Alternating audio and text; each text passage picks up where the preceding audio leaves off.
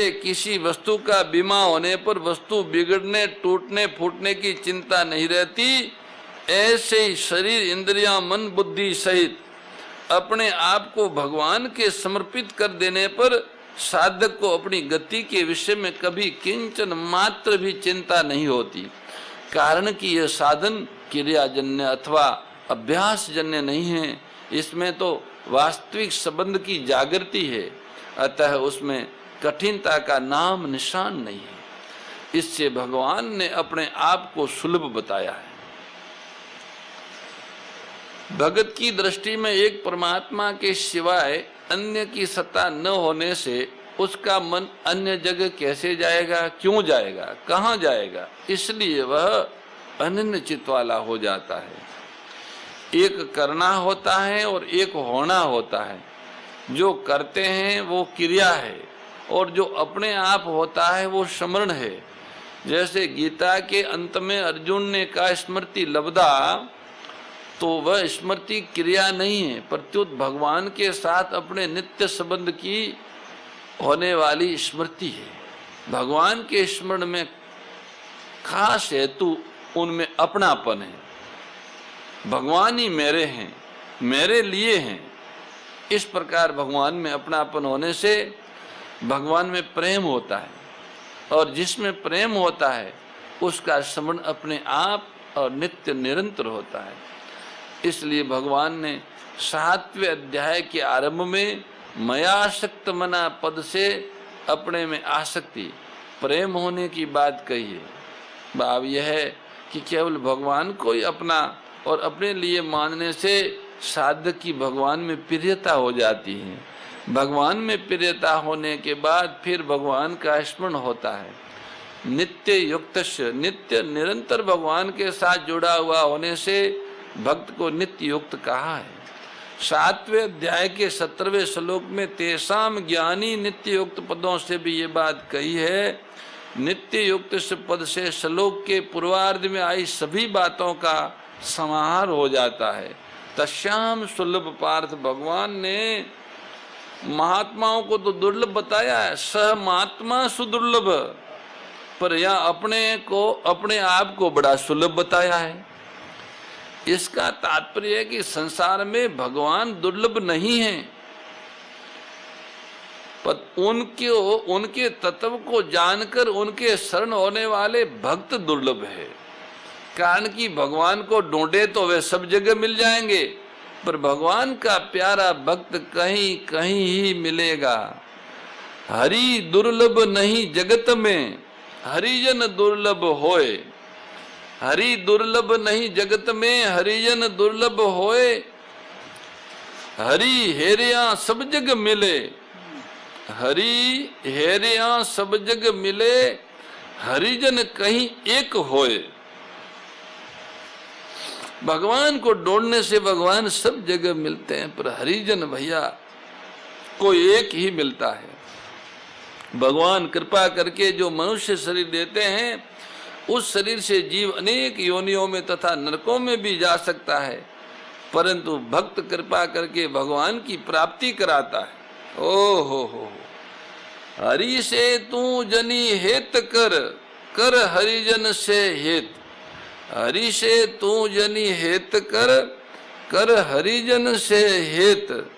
हरि रिजे जग देत है, हरि रिजे जग देत है, हरिजन हरि ही देत। भक्त भगवान को ही देते। भगवान खुश प्रसन्न होंगे तो मनुष्य शरीर देंगे, पर भगवान के भक्त प्रसन्न हुए तो भगवान को देंगे। वास्तव में जो नित्य प्राप्त है उसमें सुलभता दुर्लभता कहना बनता ही नहीं। लोगों ने उसको दुर्लभ मान रखा है। इस वृत्ति को हटाने के लिए भगवान ने अपने को सुलभ बताया। जिसकी खुद की सत्ता है ही नहीं, उस असत शरीर संसार को सत्ता और महत्ता देने से तथा उसके साथ संबंध जोड़ने से नित्य प्राप्त परमात्मा दुर्लभ हो रहे हैं। असत को सत्ता और महत्ता न दे तो परमात्मा की प्राप्ति सिद्ध है। असत है और वह अपना तथा अपने लिए है, ऐसा मानना ही असत को सत्ता और महत्ता देकर उनके साथ संबंध जोड़ना है। ये संसार और शरीर असत है, ये जानते हुए भी इसको अपना मानना और अपने लिए मानना ही इनको सत्ता और महत्ता देना है। अब भगवान आगे के 2 श्लोकों में अपनी प्राप्ति का महात्म्य बताते हैं। भगवान की प्राप्ति का क्या महात्म्य है वो प्रभु बताते हैं। मामुपेत्य पुनर्जन्म दुःखालयं शाश्वतं नापनुवन्ति महात्मानः संसिद्धिं परमां गता। महात्मा लोग मुझे प्राप्त करके दुखाल्य दुखों के घर और अशाश्वत निरंतर बदलने वाले पुनर्जन्म को प्राप्त नहीं होते, क्योंकि वे परम सिद्धि को प्राप्त हो गए, उनको परम प्रेम की प्राप्ति हो गई है। मामु पैत्य पुनर्जन्म संसिद्धि प्रमाम गता।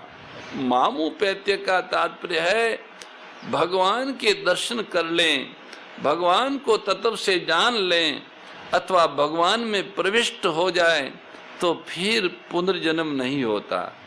पुनर्जन्म का अर्थ है फिर शरीर धारण करना। वह शरीर चाहे मनुष्य का हो, चाहे पशु पक्षी आदि किसी प्राणियों का हो, पर उसे धारण करने में दुख ही दुख है। इसलिए पुनर्जन्म को दुखाल्य दुखों का घर कहा है। मरने के बाद ये प्राणी अपने कर्मों के अनुसार जिस योनि में जन्म लेता है, वहां जन्म काल में जहर से बाहर आते समय उसको वैसा कष्ट होता है जैसा कष्ट मनुष्य को शरीर की चमड़ी उतारते समय होता है, परंतु उस समय वह अपना कष्ट दुख किसी को बता नहीं सकता, क्योंकि उस अवस्था में महान असमर्थ होता है। जन्म के बाद बालक सर्वथा परतंत्र होता है, कोई भी कष्ट होने पर वह रोता रहता है पर बता नहीं सकता है। थोड़ा बड़ा होने पर उसको खाने पीने की चीजें, खिलौने आदि की इच्छा होती है और उनकी पूर्ति न होने पर बड़ा दुख होता है। पढ़ाई के समय शासन में रहना पड़ता है, रातों जागकर अभ्यास करना पड़ता है तो कष्ट होता है, विद्या भूल जाती है तथा पूछने पर उत्तर नहीं आता तो दुख होता है। आपस में ईर्ष्या, द्वेष, डाह, अभिमान आदि के कारण हृदय में जलन होती है। परीक्षा में फेल हो जाए तो मूर्खता के कारण उसका इतना दुख होता है कि कहीं कहीं तो आत्महत्या तक कर लेते हैं। और फिर जवान होने पर अपनी इच्छा के अनुसार विवाह आदि न होने से दुख होता है।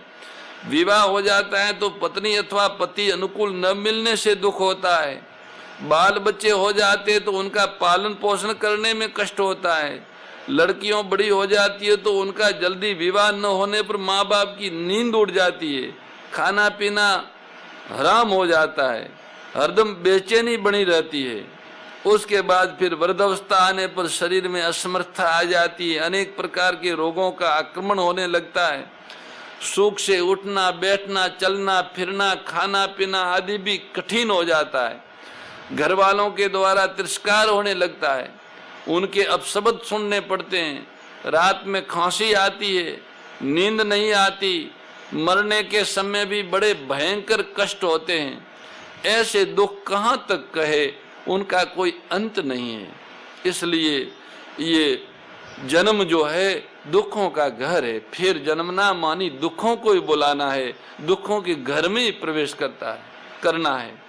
मनुष्य जैसा ही कष्ट पशु पक्षी आदि को भी होता है, उनको भी ठंडी, गर्मी, वर्षा, हवा आदि में खूब कष्ट होता है। वो कहाँ रहे, उनका कोई मकान तो होता नहीं। पौधों पे पौधे भी कई जगह नहीं होते, हवाओं जोर की चलती हैं, कई बार कई दिनों तक वर्षा चलती रहती है, कई रेगिस्तानों में बड़ी भयंकर गर्मी पड़ती है और ऊंचाई पर बहुत भारी ठंड पड़ती है। ऐसे अनेक प्रकार के कष्ट होते हैं। बहुत से जंगली जानवर उनके छोटे बच्चों को खा जाते हैं तो उनको बड़ा दुख होता है। इस प्रकार सभी योनियों में अनेक तरह के दुख होते हैं। ऐसे ही नरकों में और 84 लाख योनियों में दुख भोगने पड़ते हैं। इसलिए पुनर्जन्म को दुख आल्य कहा गया है। पुनर्जन्म को अशाश्वत कहने का तात्पर्य कि कोई भी पुनर्जन्म निरंतर नहीं रहता। शरीर कोई रहेगा नहीं, अगला जन्म भी होगा तो वो भी शरीर छूट जाएगा। उसमें हरदम परिवर्तन होता रहता है। कहीं किसी भी योनि में स्थायी रहना नहीं होगा। थोड़ा सुख मिल भी जाता है तो वह भी चला जाता है और शरीर का भी अंत हो जाता है। 90वें अध्याय के 3रे श्लोक में इस पुनर्जन्म को मौत का रास्ता कहा है। मृत्यु संसार वर्तमनी। यहाँ भगवान को मेरी प्राप्ति होने पर पुनर्जन्म नहीं होता, इतना ही कहना पर्याप्त था। फिर भी पुनर्जन्म के साथ दुख आल्य और अशाश्वत, ये 2 बातें और कही। ये 2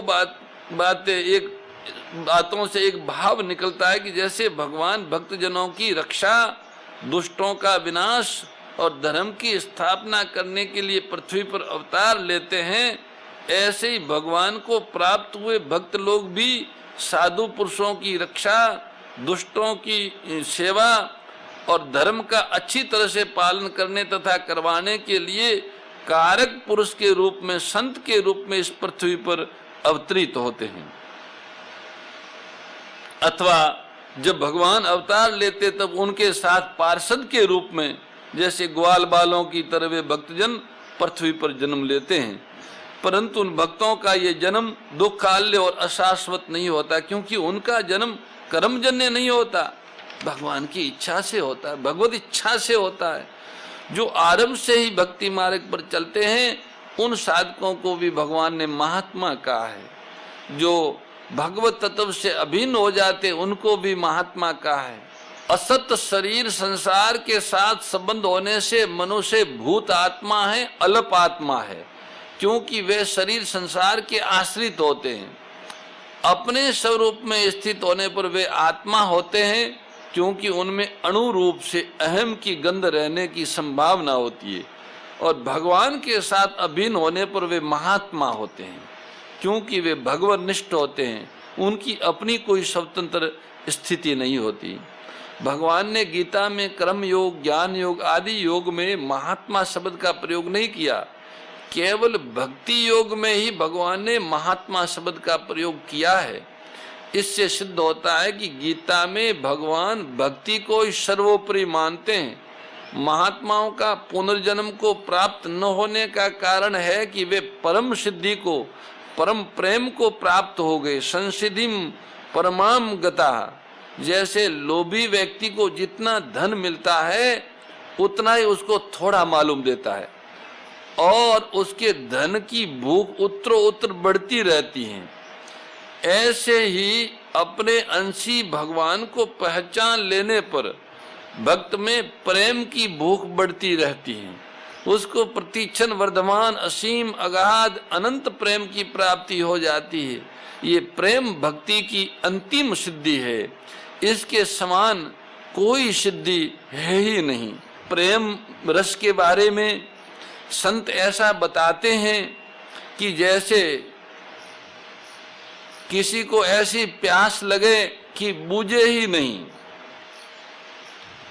और पेट ऐसा हो कि भरे ही नहीं, और जल ऐसा हो कि खुटे ही नहीं, पीता रहे पीता रहे पीता रहे। ऐसे ही परम प्रेम है, प्रभु का परम प्रेम ऐसे ही। गीता का अध्ययन करने से ऐसा प्रभाव पड़ता है कि भगवान ने गीता में अपनी भक्ति की बहुत विशेष महिमा गाई है। भगवान ने भक्त को संपूर्ण योगियों में युक्ततम, सबसे श्रेष्ठ कहा है और अपने आप को भक्त के लिए सुलभ बताया है। अपने आग्रह का त्याग करके कोई भी साधक केवल कर्म योग, केवल ज्ञान योग अथवा केवल भक्ति योग का अनुष्ठान करे तो अंत में वह एक ही तत्व को प्राप्त हो जाता है। इसका कारण ये कि साधकों की दृष्टि में तो कर्म योग, ज्ञान योग और भक्ति योग 3 भेद हैं, पर साध्य तत्व एक ही है। साध्य तत्व में भिन्नता नहीं है। इसमें एक बात विचार करने की जिस दर्शन में ईश्वर भगवान परमात्मा सर्वोपरि है ऐसी मान्यता नहीं है, उस दर्शन के अनुसार चलने वाले असत से सर्वथा संबंध विच्छेद करके मुक्त तो हो जाते हैं, पर अपने अंशी की स्वीकृति के बिना उनको परम प्रेम की प्राप्ति नहीं होती, और परम प्रेम की प्राप्ति के बिना उनको प्रति क्षण वर्धमान आनंद नहीं मिलता। उस प्रति क्षण वर्धमान आनंद को, प्रेम को प्राप्त होना ही यहाँ परम सिद्धि को प्राप्त होना है। गीता के 7वें अध्याय में तो संसार को परमात्मा का स्वरूप कहा गया है, वासुदेव सर्वम, पर यहाँ उसको दुखालय, दुखों का घर कहा गया है। दुखालयम का है कि दुख इस जो मनुष्य सांसारिक वस्तु, व्यक्ति और क्रिया से सुख लेता है उसके लिए तो संसार भयंकर दुख देने वाला है, पर जो वस्तु और क्रिया से व्यक्तियों की सेवा करता है उसके लिए संसार परमात्मा का स्वरूप है। सुख की आशा, कामना और भोग महान दुखों के कारण है। सुख भोगने वाला दुख से कभी बच नहीं सकता, ये अकाट्य नियम है। इसलिए वस्तु, व्यक्ति और क्रिया से सुख लेना ही नहीं है। जिस क्षण सुख बुद्धि का त्याग है उसी क्षण परमात्मा की प्राप्ति है। त्यागा शांति अनंतरम। जीव उस समग्र परमात्मा का अंश है जिसके रोम रोम में करोड़ों ब्रह्मांड है। आसुर भाव विनाशिनी नाशिनी तमरजनी, ओ मैया नाशिनी तमरजनी। दैवी सद्गुणदायिनी, देवी सद्गुणदायिनी, हरि रसिका सजनी। ओम जय भगवद्गीते, समता त्याग सिखावनी, हरि मुख की बानी। ओ मैया हरि मुख की बानी, सकल शास्त्र की स्वामी, सकल शास्त्र की स्वामी, श्रुतियों के रानी। ओम जय भगवद्गीते। परम श्रद्धेय गौरीशी स्वामी श्री दत्त शरणानंद जी महाराज की प्रेरणा व मार्गदर्शन में विश्व के सबसे बड़े गौ सेवा संस्थान श्री गोधाम महातीर्थ पथमेड़ा द्वारा संरक्षित लाखों बीमार, विकलांग, वृद्ध एवं अशक्त गोवंश वेद लक्षणा गोमाता की सेवा के साथ साथ भारतीय गोवंश का संरक्षण, संपोषण, संवर्धन एवं उनसे प्राप्त पंचगव्यों का परिष्करण व विनियोग करना, घर घर गोपालन, गो अभ्यारण्य, घास चारा उत्पादन हेतु गोचर भूमि का विकास, गोपालन लोक संस्कृति के पुनर्जागरण हेतु वेद लक्षणा गो महिमा का प्रचार प्रसार करना तथा गोपालक किसानों के स्वावलंबन हेतु गो कृषि अन्न एवं गो दुग्धान का गुणवत्ता युक्त बाजार तैयार करना श्री गोधाम महातीर्थ का पावन उद्देश्य है। आप सभी दानदाता श्री गोधाम महातीर्थ पथमेड़ा द्वारा संचालित गो सेवा महाअभियान में बढ़ चढ़कर सहयोग कर लाखों बीमार, विकलांग, वृद्ध एवं अशक्त गोवंश के गोग्रास सेवा हेतु श्री गोधाम महातीर्थ पथमेड़ा लोक पुण्यार्थ न्यास के बैंक ऑफ बड़ौदा खाता संख्या 084901000232827 IFSC कोड BARB 0 ASHRAM शाखा आश्रम रोड अहमदाबाद में गोग्रास सेवा निमित्त जमा कर सकते हैं। अधिक जानकारी के लिए संपर्क करें 7742093179 7665059999 7073000151।